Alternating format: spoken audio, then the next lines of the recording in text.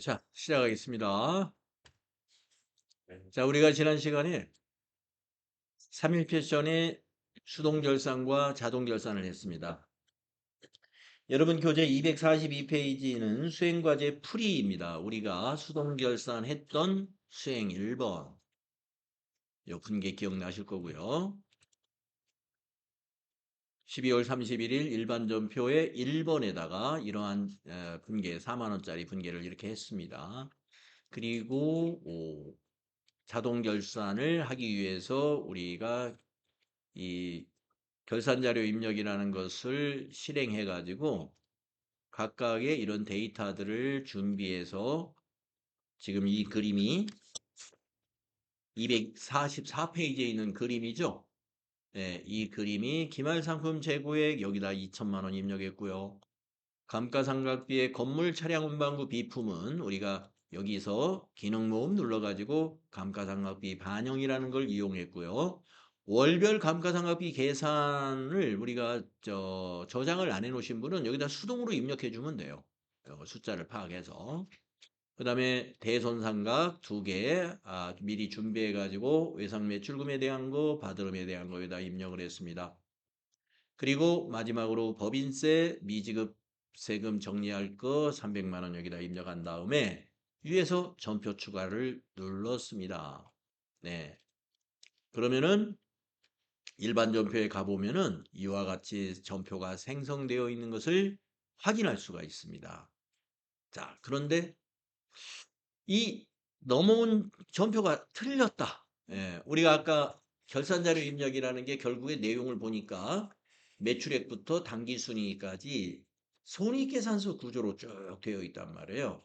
근데 여러분이 뭐 예를 들어서 접대비가 좀 틀렸다든가 대손상각비가 좀 틀렸다든가 그렇게 잘못된 결산 자료를 입력해 가지고 전표 추가로 요 전표가 생성돼 있다면 이거 전부 지워야 되겠죠. 하나씩 하나씩 전부 체크해서 삭제를 해도 됩니다만은 여러분 그 밑에 245페이지 하단에 보면은 자동 분계로 넘어온 전표를 일괄 지우는 방법 해가지고 여기 나와 있어요. 예, 그래가지고 자동 분계로 넘어온 것을 한꺼번에 이 방법으로 싹 지워버립니다. 지우고 결산자료 입력을 다시 가요. 예, 결산자료 입력에 다시 가가지고 결산자료 입력을 결산자료 입력이 이제 이런 화면이잖아요. 그래서 여기서 조회를 딱 눌러요. 조회를 누르면 전에 입력된 데이터 존재한다. 근데 전에 입력한 게 지금 틀린 게 있단 말이에요. 그거를 불러내면 안 되겠죠. 예, 전에 입력한 데이터를 불러오시겠어요? 물어보면 아니요 하면은 결산 새로 시작하는 거예요. 예, 저는 예, 뭐 이걸 하지 않으니까 전에 거 예해서 불러와도 되고요. 뭐 아니오로 없어져도 상관없어요. 이 남아있는 자료는 자 조회해서 아니오 해가지고 싹 없어졌어요. 입력된 거. 이거 없어져도 상관없습니다. 왜냐하면 전표는 이 결산자료 입력은 한번 넘기고 나서 할 일이 끝난 거예요. 이거는 그래서 일반 전표에 전표가 넘어간다. 12월 31일로. 자, 근데 틀렸을 때 어떻게 한다? 여기 넘어온 걸 지워야 된다 이거죠. 지우는 방법은 전부 체크를 하고 나서 여기 위에서 삭제 이렇게 해도 되는데 이게 양이 많으면 이거 일일이 클릭해서 지우려면 힘들잖아요. 이걸 한꺼번에 지우는 게 여러분 책에 나와 있는 Shift를 누른 상태에서 F5를 툭 치고 이와 같이 일괄 삭제가 나오면 밑에서 삭제 눌러서 하면 된다 이겁니다. 여러분 지우면 안 돼요 지금은. 틀리신 분은 그렇게 해서 다시 자동 결산을 하면 됩니다. 예, 아까 여러분들 보니까 몇 분은 틀린 데이터들이 있었어요. 틀렸다 하는 것은 대부분 전표 입력이 틀린 겁니다. 그래서 제가 이제 한 군데 봤을 때는 매입금을 외상 매출금으로 계정 과목 코드 매입 매출 전표에서 하나 잘못된 것을 제가 본 것 같고요. 또 이제 가령 800번대 판매 관리비로 처리해야 되는데 원가 500번대 비용으로 처리해 가지고 손익계산서에 반영이 안 돼요. 500번대는.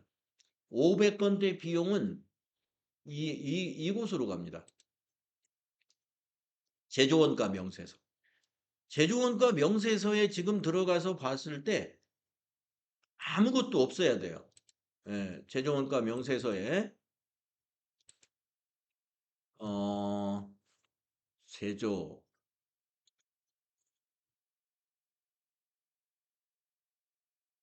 우리는 제조업이 아닙니다만 원가에서 1번 500번대 예. 제조원가 명세서를 12월로 작성했을 때 여기에 뭔가 들어가 있으면 안 됩니다. 만약에 제조원가 명세서에 나는 갔더니 여기 숫자가 있다. 우리 회사가 제조업이 아닌데 제조원가 명세서에 왔다 제조경비 같은 게 있다는 것은 예, 전표 입력이 잘못된 거예요. 분명히 판매관리비로 처리해야 될 게 제조경비로 와 있는 거거든요. 이건 없어야 됩니다. 예. 그래서 그런 전표 입력의 오류 때문에 결산에 아까 결산자료 입력에서 우리가 틀린 숫자들이 여러분들이 이 얘기하신 그런 내용이다 하는 겁니다. 자, 그러면 지금 여러분에게 설명드려야 되는 것은 일반 전표 12월 31일에 추가된 2번 전표부터 5번 전표까지 이 전표가 어떤 전표가 이걸 알아야 됩니다. 이거 자동 결산이니까 뭐 몰라도 된다. 절대 그러지 않습니다.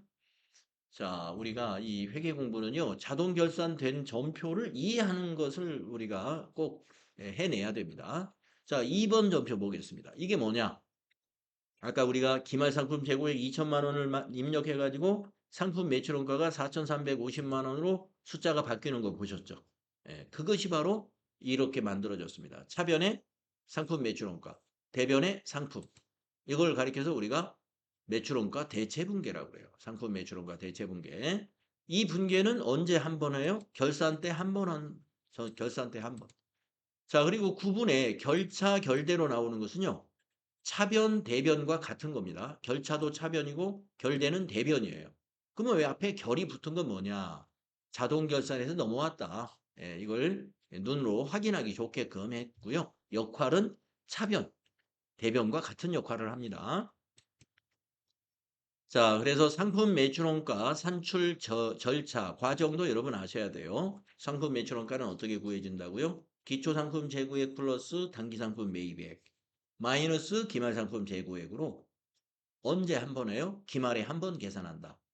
그것을 회계에 반영하는 것, 기말에 결산분계 때 한 번 하는 거다 이거예요. 다음 3번 분계 보시면 감가상각비, 감가상각 누계액 반영하는 것도 결산 때 한 번 하는 겁니다.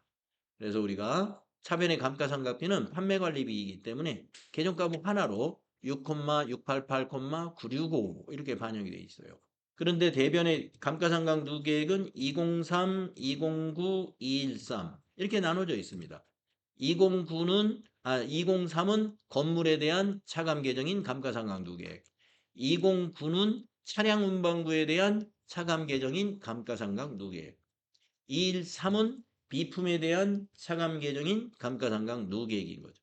그래서 차감 계정은 자산별로 나누어야 되니까 이렇게 세 개로 대변이 나눠져 있지만 비용은 어차피 계정 과목이 같은 거예요. 그래서 하나로 차변이 818 감가상각비 요 세 개 더한 것이죠. 이것을 한 건의 전표로 이와 같이 감가상각 누계액 설정 분계가 만들어진 거예요. 감가상각 누계액을 어떻게 설정하는지 회계처리 우리가 앞에 이론 배울 때 배웠단 말이에요. 차변의 감가상각비, 대변의 감가상각 누계액. 그런데 여러분이 이제 앞으로 실무할 때 손으로 입력을 안 해요, 이걸. 손으로 입력을 안 하니까 시간이 지날수록 이 분계를 까먹게 됩니다. 까먹게 돼요. 감가상각이라는 걸 했는데 회계 처리가 어떻게 되는 거지? 차변이 감가상각비인 걸 모르면 안 되겠죠. 그래서 이걸 보셔야 된다 이겁니다. 그 다음 4번 전표 보시겠습니다. 우리가 외상매출금하고 받으러움에 대한 보충, 대손충당금 보충해야 될 거 입력했죠. 그래서 109번이 외상매출금에 보충해야 될 210650 보충액이었고 그 다음에 111번이 받으러움에 대한 대손충당금 보충해야 될 11,000원이었어요. 그래서 이걸 추가한 겁니다. 대변의 대손충당금에 요게 추가가 됐어요. 대손충당금이. 차변의 대손상각비는 요 두 개 합쳐서 하나로. 예, 비용 발생. 이 대손장갑비는 손익계산서로 가겠죠. 대손충당금은 재무상태표의 차감 계정으로 해당 자리에 나타날 거예요. 이 금액이 나타날까요? 아닙니다. 합산해가지고 1% 금액이 나타날 겁니다. 그다음에 마지막으로 5번 전표는 우리가 법인세 300만 원 입력했지 않습니까? 우리 회사는 법인세를 사전에 납부한 게 하나도 없었어요. 그래서 300만 원이 모두 미지급 세금으로 부채로 인식이 되죠. 그리고 차별의 법인세 비용 이것이 손익계산서로 가게 됩니다. 예, 미지급 세금은 재무상태표로 가겠죠. 예, 유동부채예요. 자, 그래서 우리가 결산 자료에 입력한 숫자 하나하나가 이와 같이 12월 31일 전표에 반영이 되는 건데 이 전표를 우리가 자동으로 생성했다 해서 자동 분계라 한다는 얘기입니다. 또 자동 전표가 잠시 후에 또 한 번 만들어집니다. 그때 또 여기에 돌아와서 또 설명을 드리도록 하겠습니다. 자, 그러면은 이제 그 다음 장부를 마감하는 절차가 필요한 거죠. 우리가 그 회계의 순환 과정에서 장부 마감이 필요하죠. 결산 수정 분계를 하고 나서는 장부를 마감한다 그랬습니다. 장부를 마감을 할 때는 손익 계정을 먼저 마감하고 재무상태표 계정을 그 다음에 마감한다. 전산에서도 똑같이 그 순서대로 합니다.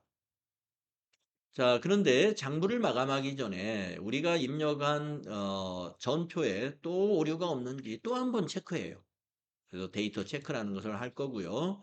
그 다음에 합계전 X3표에서 또 한 번 자가 검증을 통해서 차변, 대변 합계 서로 일치하는지 또 한 번 체크할 겁니다.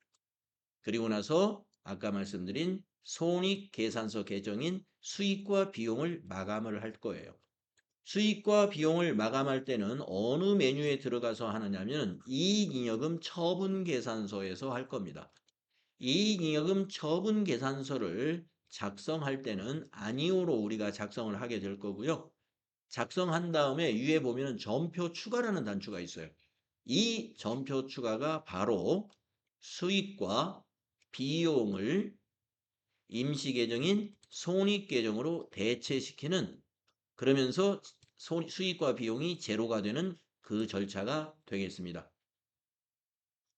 그 절차가 되겠습니다. 그러면 지금 여러분 합계전 X3표를 먼저 한번 봐주실래요? 합계전 X3표. 12월 31일 합계전 X3표를 보시면은요. 지금 우리가 자동 결산을 한 이후에 변한 것을 몇 가지만 찝어드리면 외상매출금의 대손충당금을 보시면 외상매출금 잔액의 1%만큼 딱 설정이 되어 있어요. 예. 자, 외상매출금 잔액이 2,926만 5천 원이었기 때문에 대손충당금은 29만 2,650원으로 1%에 딱 맞춰져 있고요. 바드러움의 잔액이 350만 원이었기 때문에 대손충당금이 아까 1%에 보충을 했잖아요. 3만 5천 원으로 딱 바뀌어져 있습니다. 이런 점이 달라졌고 또 소모품 우리가 재고자산에 소모품이 없었습니다. 그런데 미사용액 4만 원을 자산 잡았잖아요. 그래서 재고자산에 소모품이 추가됐습니다. 예, 즉 모든 전표가 합계잔액산표에 변동 내용이 반영이 됐는데 조금 있다가 여러분이 무슨 변화를 볼 수 있냐면은 매출에 상품 매출이 뭐예요? 수익이죠. 지금 수익이 대변에 잔액이 있죠. 잠시 후에 이게 없어집니다. 110, 550, 000이라는 상품 매출이 없어져요. 어디로 가냐면 손익이라는 계정이 이 사이에 만들어질 거예요. 이 사이에 손익. 집합손익이라고 우리 회계의 순환 과정을 할 때 집합손익이라는 T 계정 하나 그려서 사용했죠. 그 손익 계정이 지금은 없지만 이 수익과 비용 마감하는 절차에서 만들어집니다. 자동으로 여기서 만들어질 거고 그걸로 이게 넘어가요. 그러면 이게 잔액이 없어집니다. 요 금액과 똑같은 금액이 여기에 써질 거예요. 그건 뭐냐면 손익으로 가기 위해서 이 금액이 일로 기록이 되는 겁니다. 그 다음에 상품 매출원가, 비용, 현재 잔액이 있죠. 판매 관리비, 급여 복리후생비, 여비교통비, 접대비 등 모든 비용이 전부 잔액이 차변에 있습니다. 잠시 후에는 모두 없어집니다. 잔액이 어디로 가요? 이것이 손익계정의 차변으로 가기 때문에 없어져요. 그런 전표가 잠시 후에 만들어집니다. 좀 이따 그 변화를 우리가 확인하게 될 것입니다. 다시 교재로 가서요.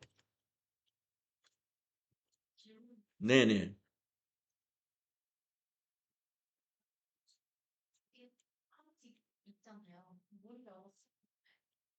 다시 한번요.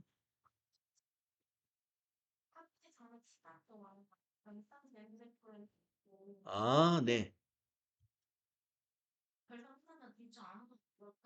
아, 두 개가 다 똑같습니다.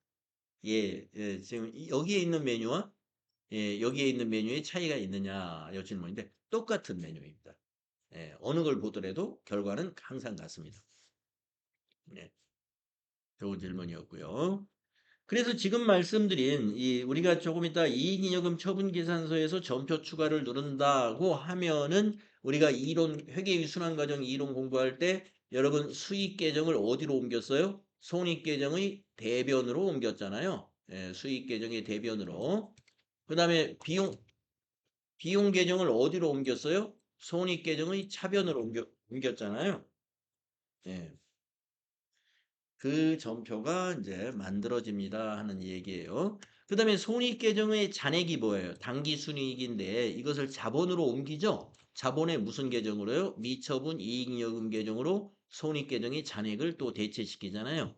이 전표가 잠시 후에 만들어집니다. 그런데 이렇게 세 줄로 딱 만들어지는 게 아니라 비용의 계정 과목이 얼마나 많습니까? 굉장히 많죠. 그러니까 여러 줄로 작성이 될 거예요. 줄수가 양이 굉장히 좀 많을 것 같습니다. 다음 재무상태표 계정의 마감을 할 거예요. 재무상태표 계정의 마감은 차기 2월, 전기 2월 방식인데 우리가 이 교육용 프로그램 또는 수업용 프로그램은 차기 장부까지는 안 만들어줘요.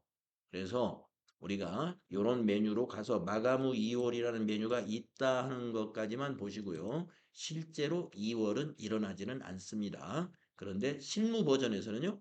실제로 일어나요. 내년도 장부가 만들어진다 이겁니다. 전기 2월 장부가 만들어집니다. 예.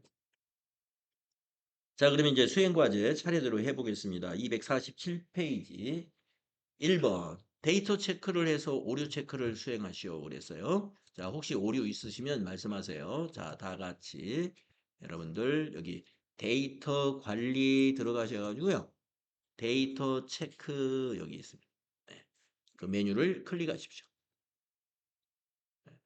그러면 이제 여기에 있는 장부들을 전부 체크한다는 얘기입니다. 여기에 검사 시작이라는 단어예요. 예. 순식간에 끝나요. 검사 시작 누르면 뭐가 쑥 지나가면서 오류가 없습니다. 이렇게 나와야 돼요. 네, 혹시 오류가 발견된 거 있나요? 아무도 없네요. 네, 잘 하셨어요. 오류가 있는 경우는 어떤 것을 찾아내냐면요. 차변, 대변 서로 금액이 틀린 거. 요거 찾아냅니다. 네, 그건 없었던 것 같습니다. 다음. 수행 2번 하겠습니다. 합계잔액 시산표를 수행하시오 그랬어요. 우리가 조금 전에 작성했지만 네, 합계잔액 시산표 여기 아까 작성할 때 오류 안 났었죠? 요거 작성할 때 오류가 났으면 이것 또한 차변과 대변의 잔액이 서로 다르면 오류가 납니다. 오류가 없으셨나 봐요. 아무도. 잘했어요. 다음 수행 3번 하겠습니다. 손익계산서의 당기순이익을 확인한 후에 이익잉여금 처분계산서를 조회해서 그러면 왜 손익계산서에서 당기순이익을 확인하냐 하면은 이 손익계산서의 당기순이익이 이익잉여금 처분계산서에도 당기순이익란이 있거든요.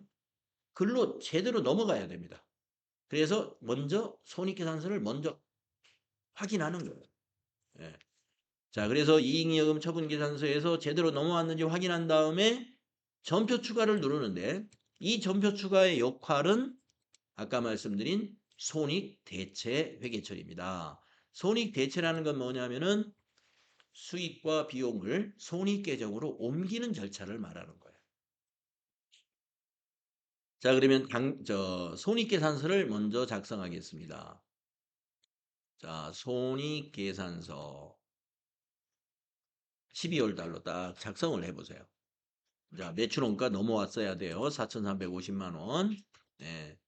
이게 안 넘어왔다는 것은 자동 결산이 안 된 상태예요. 예. 상품 매출원가가 아직도 비어 있으면 안 돼요. 예. 상품 매출원가 4,350만 원. 예. 이거의 근거가 밑에 나와 있죠. 기초상품 재고액이 1,050만 원이고 단기상품 매입액은 5,300. 그래서 두 개를 더해가지고 기말상품 재고액 2천만 원을 빼서 이렇게 산출이 된다. 이런 거. 자, 이제 맨 밑으로 내려가서 당기 순이익 요거 단기 거. 오른쪽 건 전기 겁니다. 이거는 전기 거. 요 단기 거를 체크하세요. 네, 47, 453, 285. 예, 47, 453, 285. 예, 손익계산서 닫지 마시고 이 금액이 그대로 넘어가는지 보기 위해서 다음 거 또 작성하겠습니다. 전체 메뉴에 가셔서 이익잉여금 처분계산서 이제 들어가요. 이익잉여금 처분계산서. 예. 만약에 여기서 저장된 데이터 불러올까요? 만약에 물어보시는 분이 있다 그러면 아니요로 항상 하시면 됩니다. 새로 작성해야 되니까. 자, 그래서 새로 작성했을 때 당기 순이익이 이 당기 순이익이 요게 단기 거거든요. 요 단기 건데 47, 453, 285 아까 손익계산서의 그 당기 순이익하고 일치해야 됩니다. 47, 453, 285가 이익잉여금의 당기 순이익의 47, 453, 285 똑같아야 돼요. 예, 똑같습니다. 자, 똑같지 않는 경우가 어느 경우냐? 이익잉여금 처분계산서를 결산 전에 작성해가지고 받았으면 그게 저장이 됩니다. 그러면 결산 수정분계 하기 전에 당기순이익이 여기에 반영되어 있거든요. 그래서 불러올 때 저장된 거 불러낼까요? 할 때 예 하면은 과거 것이 여기 들어와 있어요. 그러면 안 돼요. 그래서 아니오로 새로 작성을 하는 이유는 당기순이익을 현재의 당기순이익으로 반영하고자 하는 것입니다. 자, 여기 날짜가 있습니다. 처분 예정일은요. 내년도 주주총회 예정일. 그리고 처분 확정일은 올해 주주총회 하는 날입니다. 예, 여러분 그 247페이지에 보시면 처분 예정일에다가 2027년 2월 27일이라고 입력하라고 되어 있죠. 예, 2027-0227. 자, 27년 2월 27일 날 당기 결산에 대한 주주총회 확정 어, 결의를 하는 날입니다. 그다음에 여기는 이제 전기거 실적을 가지고 올해 26년 2월 27일 날 주주총회에서 확정을 한다는 그런 얘기가 되겠습니다. 자, 여기서 입력할 거는 이렇게 두 개의 날짜입니다. 예, 그리고 만약에 단기에 처분 확정일 날 현금 배당을 얼마, 주식 배당 얼마, 또는 이익준비금 얼마 이런 것 등을 결정을 했다면 그 결정된 처분액을 여기다 입력을 이 주주총회 마치고 나서 입력을 해주면 됩니다. 자, 우리는 요 입력 데이터가 없습니다. 자, 그러면 이제 위에서 점표 추가를 누를 거예요. 이게 이제 손익 대체 분계를 하는 거거든요. 예, 점표 추가 누르면은 일반 점표에 5건이 추가되었습니다. 예, 나옵니다. 예, 확인해 주십시오. 왜 5건이냐? 우리는 3건을 배웠는데. 자, 왜 3건을 배웠죠? 자, 수익을 손익계정 대변으로 대체하는 분계 하나 배웠었고, 비용을 손익계정 차변으로 대체하는 분계 하나 배웠었고, 그 다음에 손익계정의 잔액인 당기순이익을 미처분 이익이익으로 대체되는 분계 하나를 배웠어요. 그러면 3개 배운 거죠. 그러면 나머지 2개는 뭐냐? 이제 좀 이따 들어가서 보면 됩니다. 나머지 2개는 우리는 하진 않았어요. 저 앞에 이론 공부하실 때. 그런데 그것도 필요한 분계입니다. 그래서 만들어지게 돼요. 자, 그러면 다시 일반 전표 가시겠습니다. 일반 전표 가셔가지고 조회를 한번 눌러보세요. 조회. 자, 그러면 전표가 10번까지 늘어났어요. 아까 몇 번까지 우리가 확인했냐면 이 5번까지 확인했습니다. 법인세, 미지급세금 대체하는 분계. 자, 6번부터 보겠습니다. 이제 6번부터 방금 추가된 전표예요. 자, 6번 전표는 뭐냐? 상품 매출이라는 수익 계정. 우리 회사는 수익 계정이 상품 매출 하나밖에 올해 없었어요. 그래서 상품 매출을 손익 계정에 어디로 보냈어요? 대변으로 대체했죠. 그러니까 이제 상품 매출은 제로가 돼. 조금 있다가 합계된 액수함표 확인할 거예요. 자, 수익에서 손익 계정 대변으로 갔습니다. 그 다음 7번 전표가 양이 많아요. 예. 왜냐하면 계정 과목이 많기 때문에. 7번 전표는요. 상품 매출원가라는 비용에서부터 저 끝에 법인세, 예, 계정 과목이 상당히 많죠. 이 많은 비용 계정 과목의 각각의 합계를 손익계정 400번 손익계정의 차변으로 대체시켰어요. 여기 보면 비용에서 대체 이렇게 써 있죠. 그래서 비용 총액이 지금 96,715원이라는 얘기입니다. 그래서 수익의 합계에서 비용의 합계를 뺀 것이 사실 당기순이익이잖아요. 예, 그래서 그 차액이 지금 밑에 나와 있습니다. 8번 전표. 자, 8번 전표를 보면은 차변 손익, 당기순이익, 잉여금 대체라는 저교에 보면은 4,745만 3,285원인데 요게 당기순이익이고 이 금액이 손익계정의 차변의 잔액이에요. 이것을 대변 미처분 이익여금 자본계정이죠. 미처분 이익여금의 대변에다가 자본을 증가시킵니다. 그래서 손익대체분기가 끝나면 당기순이익이 자본금이 아니라 자본으로, 즉 미처분 이익여금으로 대체가 일어나는 것입니다. 그래서 우리가 회계등식을 이야기할 때 수익이 발생했다, 뭐 상품 매출 이런 수익이 발생한 것을 우리가 회계등식 따질 때는 자본 증가라고 보잖아요. 예. 자산은 부채 더하기 자본이다. 이 등식을 얘기할 때. 이것 때문에 제가 그런 거예요. 당기순이익이 나중에 자본으로 가니까 예. 수익이 발생한 건 결국에 자본의 증가에 해당이 된다. 비용이 발생하면 자본의 감소에 해당이 된다. 그 부분은 바로 나중에 이 분계가 있기 때문에 그런 것이 성립이 가능한 거예요. 그래서 세 가지를 배웠다는 게 우리가 회계의 순환 과정에서 여기까지 실습을 했었어요. 요 밑에 두 개는 실습하지 않은 건입니다. 이 밑에 두 개는 이제 전산상에서 필요하니까 했는데 어떤 것인가 보겠습니다. 9번 전표 보시면은요. 5,029만 원이 뭔가 한번 보세요. 이익잉여금 처분계산서로 잠깐 한번 보십시오. 이익잉여금 처분계산서. 5,029만 원이 전기, 그러니까 25년도입니다. 25년도에 당기순이익과 25년도에 미처분 이익잉여금을 합친 금액입니다. 요 5,029만 원이 단기에 미처분 이익잉여금으로 넘어와 있어요. 단기에 미처분 이익잉여금으로 전기 것이. 근데 이것이 2월 이익잉여금으로 우리가 여러분 전기분 재무상태표 입력할 때 기억나나요? 2월 이익잉여금으로 이름을 바꿔서 입력을 해놨습니다. 그래서 다시 일반 조표로 가보면 그 5,029만 원을 2월 이익잉여금으로 우리가 전기분 재무상태표 입력할 때 바꿔서 입력을 한 것을 없애버려요. 차변에 입력하면 없어지죠? 다시 대변에다가 미처분 이익잉여금으로 원래 이름으로 바꿔줍니다. 왜 바꿔주느냐? 단기에 요 미처분 이익은 단기 순이익하고 합치려고 하는 거예요.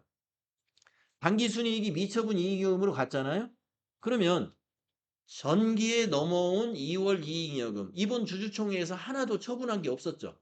그래서 그 5,029만 원을 합쳐주는 거예요.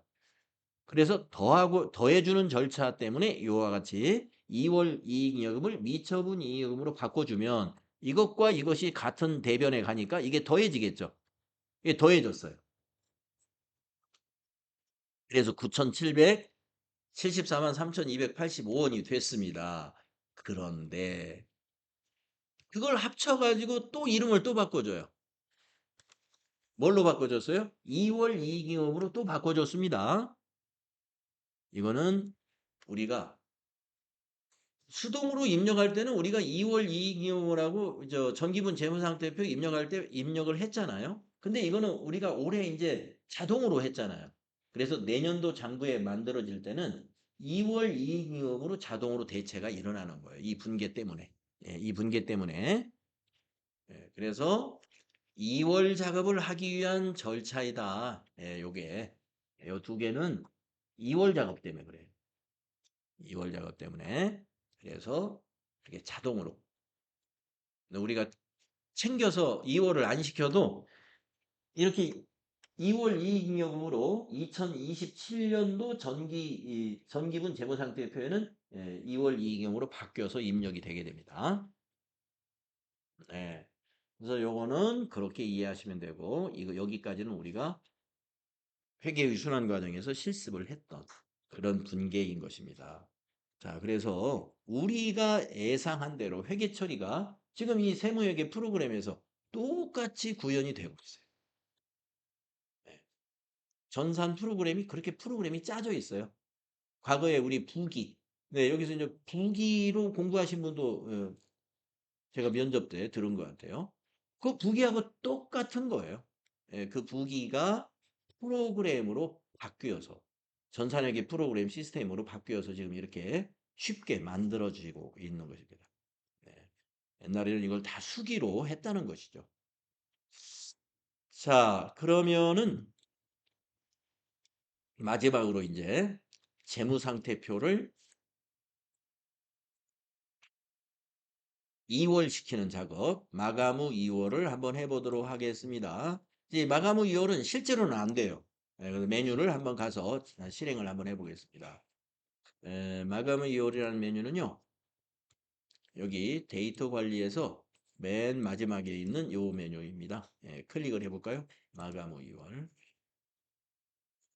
마감 이유를 제외한 입력 화면을 종료해 주시기 바랍니다. 근데 실제로 안 되니까 종료를 안 해도 되긴 됩니다만은 이제 실제로 할 때는 다른 창은 이제 다 닫아라 이겁니다. 예. 마감 후 2월 창만 남기고 다른 거는 다 닫아줘라. 예. 그래서 이제 열려 있는 다른 탭은 다 닫고 이제 요것만 남겨놓고 해라 하는 얘기입니다. 자, 그러면 여기 보시면은요. 마감은 6기를 마감한다 이거예요. 26년 1월 1일부터 26년 12월 31일까지. 이때 자산부채 자본이 어떻게 될까요? 차기 2월로 넘어가는 부분이 마감이 만들어지고요. 그 다음에 2월 기수. 2월 기수는 27년 제7기 27년 1월 1일부터 12월 31일로 2월 받게 된다 이거예요. 그러면 여기는 전기 2월로 받게 됩니다. 예, 그리고 여기 지금 프로그램에 있는 거래처 등록된 거, 환경 설정, 또 부서나 사원 등록했다면 또는 계정 과목 추가 등록한 거, 고정재산 등록한 거 그대로 2월 일어나요. 내년으로 넘어간다 이거. 그러니까 내년에 이걸 새로 입력할 필요가 없는 거예요. 예, 그리고 전기분 재무상태표, 전기분 손익계산서 등 거래처별 초기 2월이라든가 이런 거 다 자동으로 2월이 됩니다. 우리가 이번에는 어떻게 했어요? 6기 할 때는 아무것도 없으니까 전부 이거 다 수동으로 입력했었죠. 예. 근데 이걸 자동으로 해주는 것을 우리가 마감 후 2월이라 하는 거예요. 자, 그러면 한번 단추를 눌러보겠습니다. 위에 있는 마감, 요 단추 눌러볼까요? 예. 그러면 안내가 나오네요. 본 기능은 실무 버전에서 제공하는 기능으로 뭐 이렇게 나옵니다. 그래도 확인 한번 눌러볼까요? 예, 확인 누르면 마감이라는 단추는 생성이 됩니다. 그러나 2월은 안 일어납니다. 그래서 마감이라는 단추가 만들어지면 뭐가 안 되느냐면 전표가 수정이 안 돼요. 예.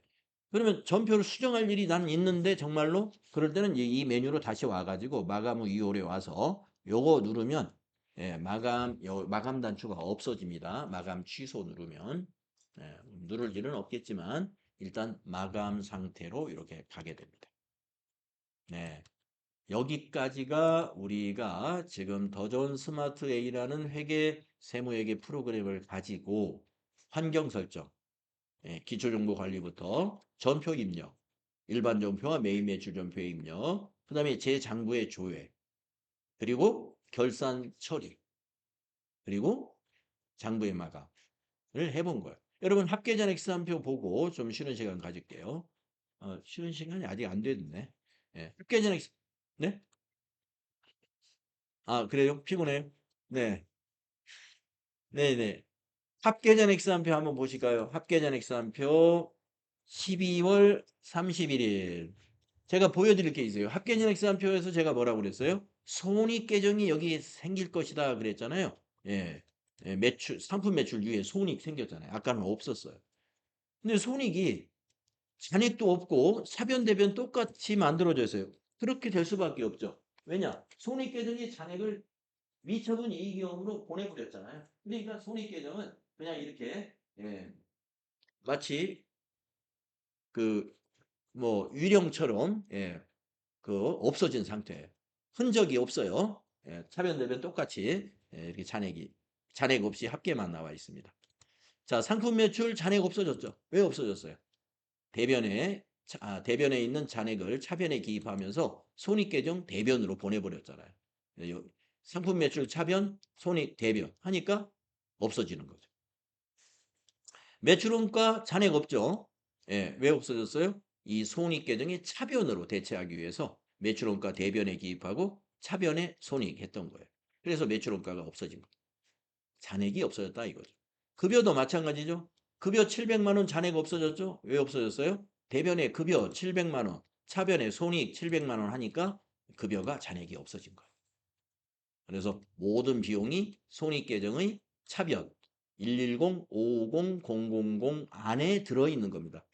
비용이 이건 아니에요. 이건 당기순이익까지 합쳐서 110, 550, 000인 것이죠. 네, 그래서 이와 같이 이 합계전액 쌍표에 이런 변화가 생겼다 이겁니다. 그래서 우리가 손익계정의 마감을 하고 나면 이렇게 변해야 돼. 잔액이 없어지는 거죠.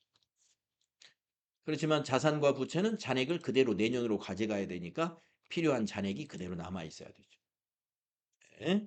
이렇게 해서 우리가 장부 마감 2월 작업 다 마쳤습니다. 네. 자, 피곤하니까요. 좀 쉬었다가 또 하겠습니다.